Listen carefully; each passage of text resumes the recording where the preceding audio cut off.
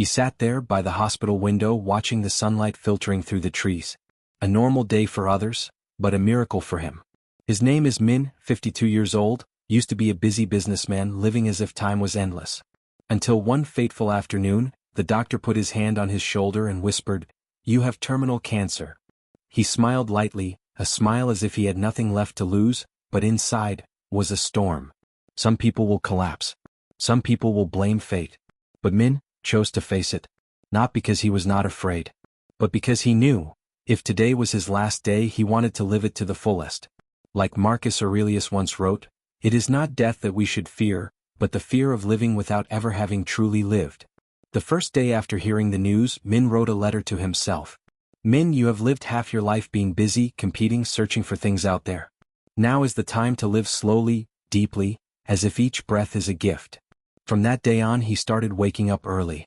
Not to go to work but to listen to the birds chirping. To make a cup of fragrant coffee and sit still.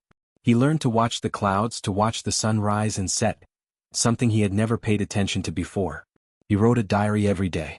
Not to record his sadness, but to remind himself that every day that passes is not a loss, but an opportunity to live deeply, clearly.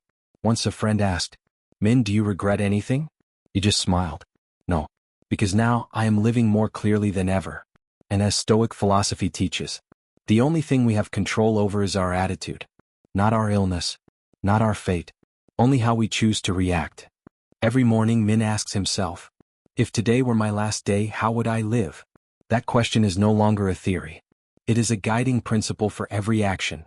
He called his mother. He met his old teacher. He wrote a letter of apology to a friend he had argued with 20 years ago.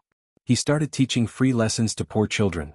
Something he had wanted to do for a long time, but always said later. Because for someone who is about to die, later is no longer an option. Seneca once wrote, "Life is not short. It is just that we waste it." And Min understands that better than anyone. He said that in the past he used to make 5-year, 10-year plans, chasing after projects, money and positions. But never really asked, "Why do I live?"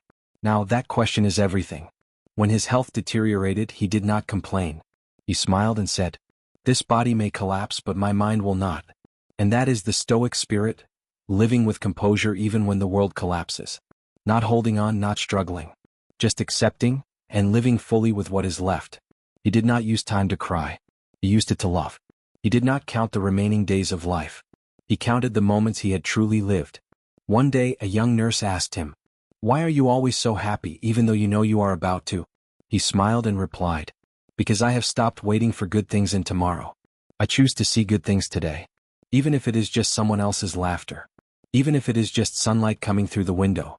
Min is not afraid of death. He was afraid that he would live as if he were dead. And strangely enough, the closer he got to death, the more he lived.